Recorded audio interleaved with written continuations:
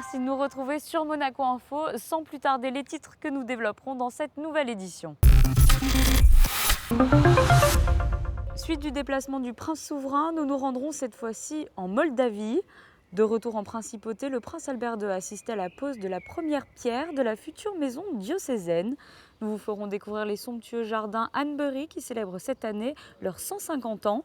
Le petit écran sera de nouveau à l'honneur au mois de juin à l'occasion du festival de télévision de Monte-Carlo. Nous vous présenterons l'affiche de cette 57e édition. Nous avons suivi l'Orchestre Philharmonique de Monte-Carlo qui était en tournée à Lyon. Et à l'occasion du deuxième Monaco e-Prix, nous poursuivrons notre série de reportages consacrés au team Venturi avec cette fois-ci le portrait du pilote Maro Engel. Je vous l'annonçais en titre, après la Slovaquie dont nous vous avons parlé dans notre précédente édition, le prince Albert II s'est rendu en Moldavie. À l'occasion de cette visite officielle, il a rencontré les hautes autorités du pays. Le reportage sur place de Fabien Bonilla et Olivier Bonello. De Bratislava, situé en Europe centrale, le prince Albert II s'est rendu du côté de l'Europe orientale, en Moldavie, petit pays bordé par l'Ukraine et la Roumanie. La Moldavie se remet à peine d'un scandale d'État il y a un an. $1 milliard disparaissait des caisses de l'État, ce qui correspond à 12% du PIB. Sans oublier, il y a 2 semaines, une tempête de neige meurtrière a laissé des stigmates un peu partout dans la ville de Chisinau. C'est dans ce contexte que le prince Albert II s'est rendu pendant 2 jours et pour la première fois dans la capitale moldave. Tout comme en Slovaquie, le souverain a participé à la tradition du pain et du sel, autrement dit, sceller symboliquement l'amitié entre ces 2 peuples. Le prince Albert II s'est rendu ensuite à la résidence d'État pour rencontrer le nouveau Premier ministre moldave, Filip Pavel.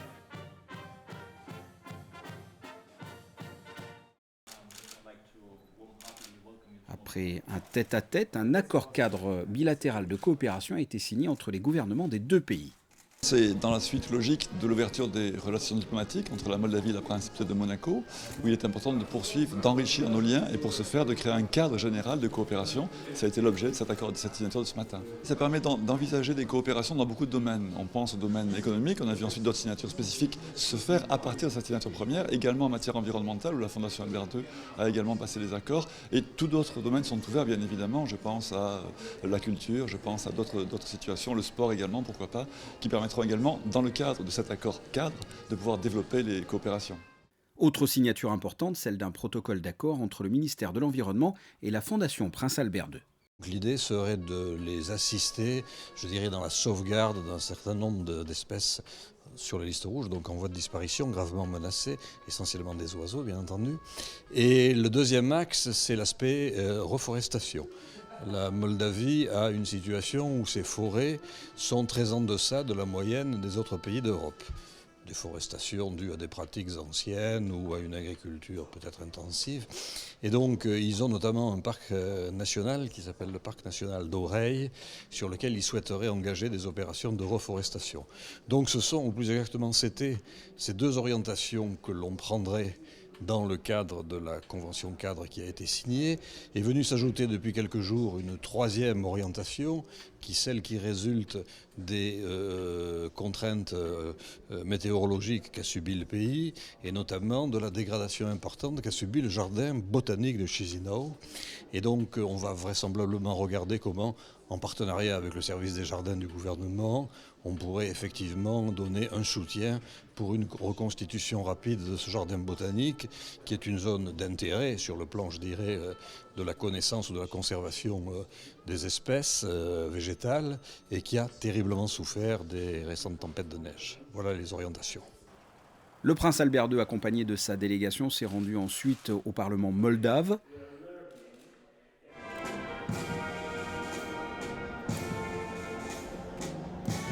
Le chef d'État monégasque a déposé quelques instants plus tard une gerbe aux couleurs de la principauté devant le monument Étienne III de Moldavie, un geste hautement symbolique.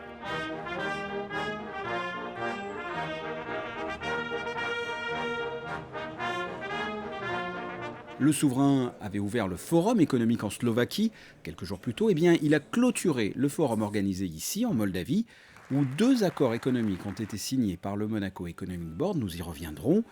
Le lendemain, fin de cette visite officielle, le souverain a rencontré le président de la République de Moldavie, Igor Dodon.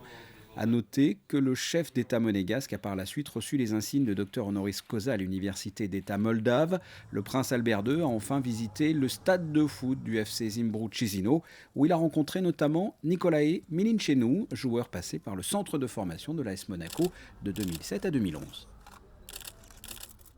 Et dans une prochaine édition, nous reviendrons plus en détail sur le dernier volet de ce voyage avec le déplacement d'une délégation du Monaco Economic Board. Le prince souverain de retour en principauté s'est rendu sur le chantier de la future maison diocésaine, accompagné de nombreuses personnalités monégasques. Une cérémonie suivie d'une bénédiction menée par Monseigneur Barcy était organisée sur les premières fondations. Le récit de Vanessa Dessy. Elle sera un lieu de travail, d'accueil et d'ouverture sur le monde et sur la société. La future maison diocésaine de plus de 1600 mètres carrés s'élèvera sur une dizaine d'étages environ. L'espace accueillera une bibliothèque, un petit oratoire, des salles de réunion et quelques bureaux polyvalents. Pour l'heure, les travaux sont loin d'être terminés, mais la première pierre symbolique a été déposée sur les fondations. C'est un jour de joie pour nous tous puisque cette pose de première pierre, nous la préparons depuis non seulement des mois mais des années parce que nous avons ce projet de construire une maison diocésaine.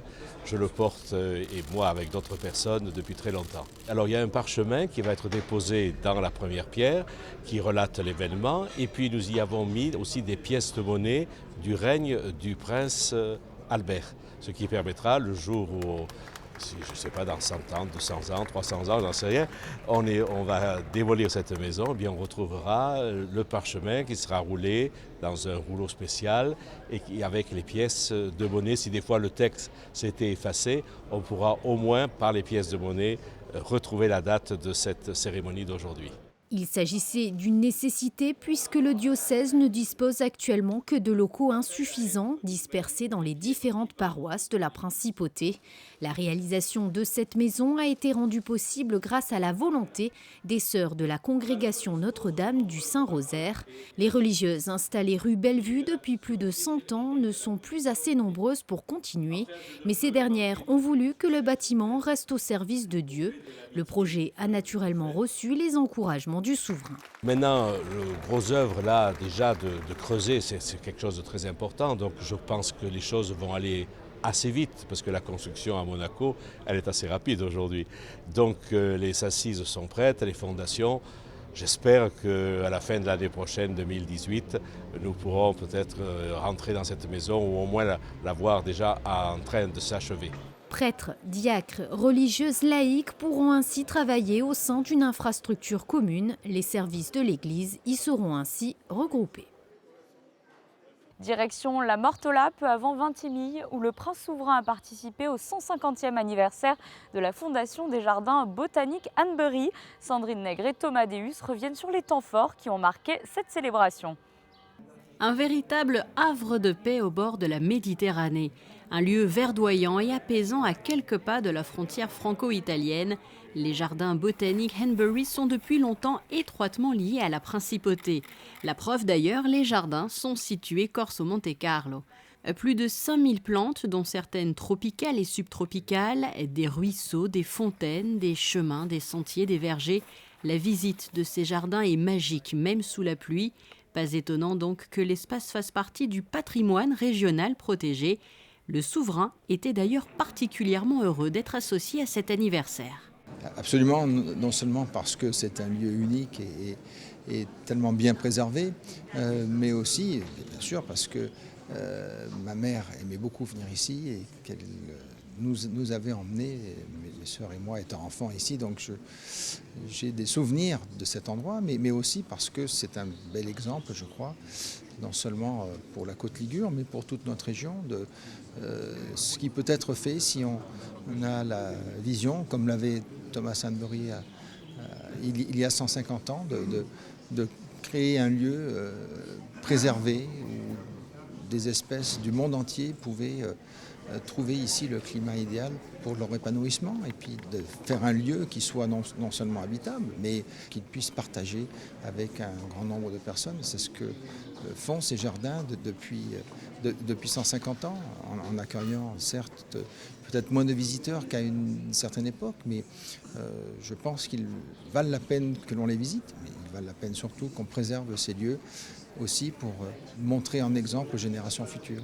Son Altesse Sérénissime le Prince Albert II, qui a bien sûr pu visiter une partie des jardins en présence de nombreuses personnalités, comme l'ambassadrice britannique auprès de la République italienne, l'ambassadeur de Monaco en Italie, le consul général de la Principauté en Ligurie, ou encore le recteur de l'Université de Gênes et le maire de Vintimille. Au fil du parcours, les merveilles de ces jardins qui ont vu le jour en 1867 se dévoilent, comme ces arbres monumentaux. Quelques minutes plus tard, le souverain participe à la plantation d'un arbre. Il était important pour nous de recevoir la visite du prince car nous sommes quasiment voisins.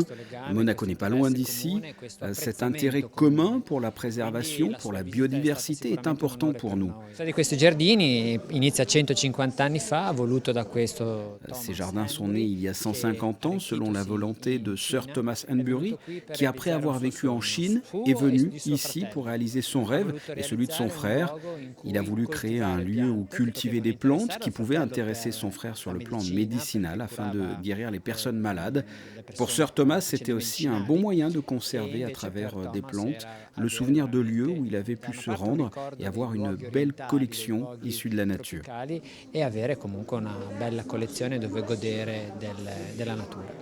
Et à l'intérieur du château, plusieurs temps forts ont rythmé les célébrations de ce 150e anniversaire. Discours de remerciements et remise de cadeaux, après la signature du livre d'or et la découverte de cette exposition, véritable mine d'informations avec ces documents originaux de la Fondation des Jardins Botaniques. Il s'agit d'un rendez-vous incontournable pour tous les amateurs de séries. Le festival de télévision de Monte-Carlo aura lieu cette année du 16 au 20 juin au Grimaldi Forum.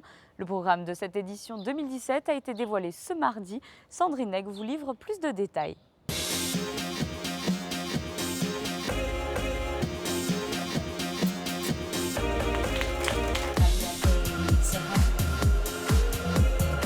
Elle sera particulièrement riche. La 57e édition du Festival de télévision de Monte-Carlo vient d'être dévoilée.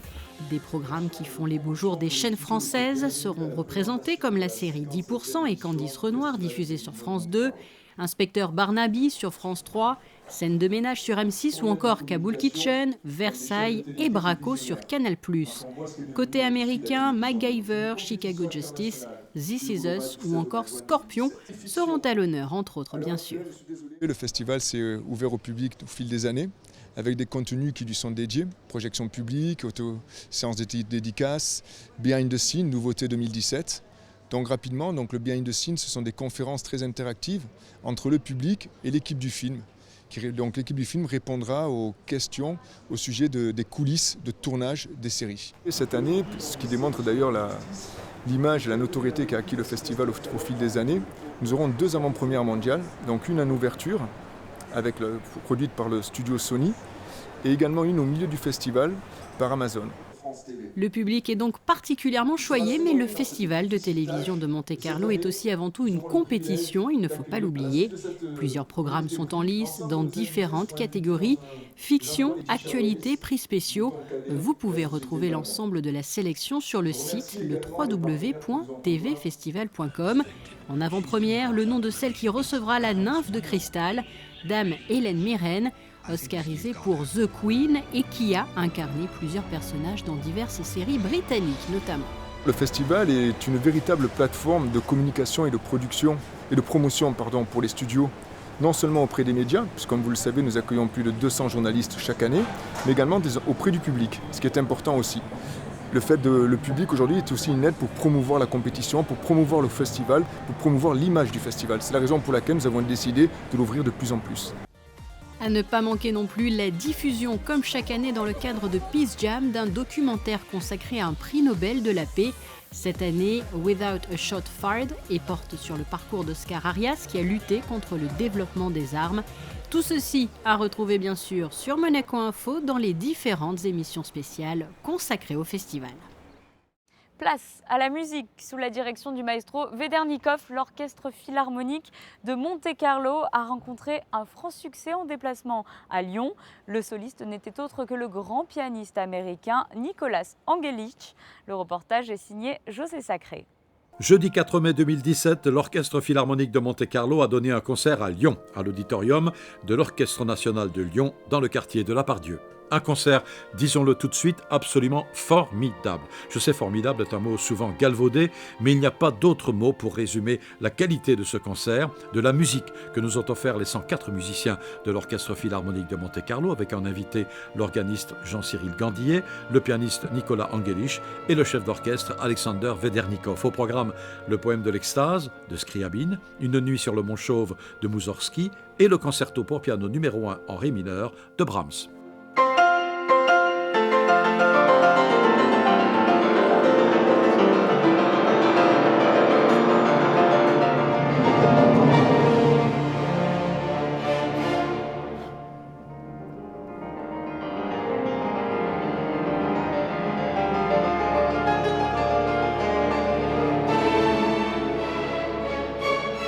C'est une œuvre très très dramatique qui est très inspirée des événements qui se sont passés autour de lui. Schumann qui a fait une tentative de suicide. C'est un concerto d'une personne très jeune avec une imagination incroyable, très très très spécial, tout harmoniquement, déjà tout le début du concerto et même tout dans l'écriture, ces espèces de gestes comme ça incroyables. C'est très particulier, c'est quelque chose de tout à fait nouveau. Vous savez, les œuvres, ce que les compositeurs nous ont donné, c'est un grand comment dirais-je, c'est un héritage pour nous tous. C'est une chose d'une richesse incroyable. Voilà, nous, on n'a jamais fini d'explorer les possibilités d'un texte. C'est comme un acteur qui essaye de mieux comprendre et de communiquer son rôle dans une pièce de théâtre. Enfin, on n'a jamais fini. Ce qui est important, c'est d'essayer de comprendre au mieux ce que le compositeur a dit et puis évidemment de l'exprimer avec le plus d'exigence possible, de sincérité. Voilà, et je dirais qu'on est très gâtés parce qu'on s'ennuie jamais à rejouer les œuvres. Au contraire, c'est un plaisir, c'est quelque chose d'important et c'est un travail qu'on doit continuer.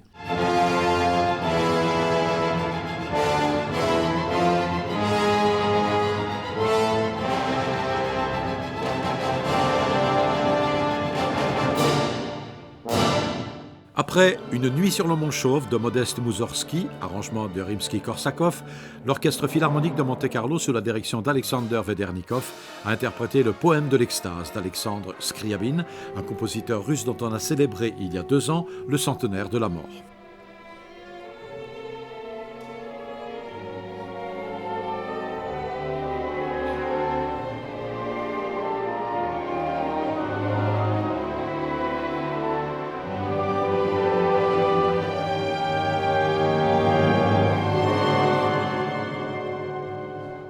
I feel that this is one of the most effective works he did. It's a kind of masterpiece. Je pense que le poème de l'extase de Scriabine est une de ses œuvres majeures. Je pense que c'est une sorte de chef-d'œuvre. Je ne dirais pas que c'est la synthèse de toute son œuvre. Il y a d'autres choses importantes dans l'œuvre de Scriabine, comme Prométhée par exemple. Ce sont des œuvres tardives de Scriabine. Mais je pense que Scriabine a su créer une forme symphonique très personnelle, incroyable. Because he mostly was writing the piano music. Au début, il écrivait d'abord et surtout pour le piano. Il y avait peu d'œuvres symphoniques. 3 symphonies, puis l'extase et Prométhée, et c'est tout. That's it. And this piece... Cette pièce, sans aucun doute, est une œuvre très très personnelle. Après 2 notes, tout de suite, vous savez que c'est du Scriabin. After 2 bars, you can say, oh, well, that's Scriabin's music.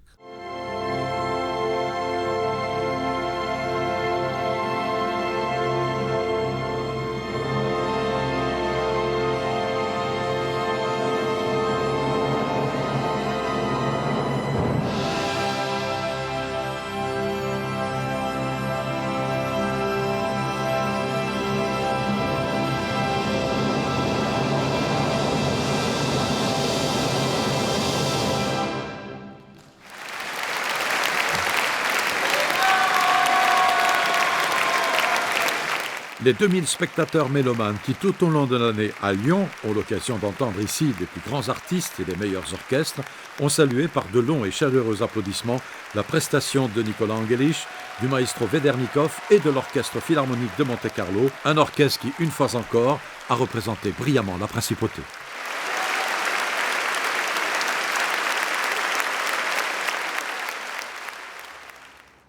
Nous poursuivons notre série consacrée à l'e-Prix de Monaco, dont le départ de la course sera donné ce samedi. Coup de projecteur sur Maro Engel, le pilote allemand résident monégasque, a été recruté par Venturi pour disputer la 3e saison du championnat des monoplaces 100% électriques. Une discipline qu'il découvre, le reportage de Dominique Poulain. C'est Maro. Un geste que Maro Engel effectue depuis plusieurs mois maintenant. Pousser les portes du siège de Venturi. Bien arrivé. Bien arrivé. Ça va. T'arrives d'où là? D'Allemagne. Ah ouais. Ça c'est loin. En quête d'un successeur au Britannique Mike Conway, le constructeur monégasque jette son dévolu sur ce pilote allemand pour disputer, aux côtés de Stéphane Sarrazin, la saison 3 du championnat de Formule E. À quelques jours du e-Prix de Monaco, Maro a rendez-vous avec les techniciens et ingénieurs pour une réunion de travail. Sur l'écran, les données télémétriques de la course monégasque, les endroits où il peut rouler à fond ou encore ceux où il peut doubler. La préparation est très très importante parce que vu que le e-Prix se déroule en une journée seulement, la préparation est d'autant plus importante parce qu'on n'a pas le temps de tout analyser sainement pendant la journée. Donc vraiment, il faut bien arriver préparé, dérouler son programme et la journée se passe très très rapidement. Donc ça, c'est beaucoup de préparation avec les datas, ce qu'on est en train de faire ici avec le mari, la préparation avec le simulateur. Donc on simule la piste, l'évolution thermique de la voiture, les niveaux de régénération qu'il faudra, les stratégies de régénération, toutes ces choses-là, on les prépare déjà à l'avance parce qu'on n'a simplement pas le temps, on ne nous donne pas le temps, donc le challenge est pareil pour tout le monde, on ne nous donne pas le temps de bien préparer ça tranquillement. C'est une des choses en Formule 1 qui est spéciale, qu'il y a très peu de temps et il faut quand même être là et bien performer. Après avoir gravi tous les échelons jusqu'à la Formule 3, Maro Engel entre dans le giron de Mercedes pendant près de 10 ans. En DTM, en GT et en V8 Supercar. Il remporte la première édition de la Coupe du Monde en GT et gagne les 24 heures du Nürburgring. À 31 ans, il se lance un nouveau défi en rejoignant Venturi. Je suis encore, on va dire, dans la période découverte.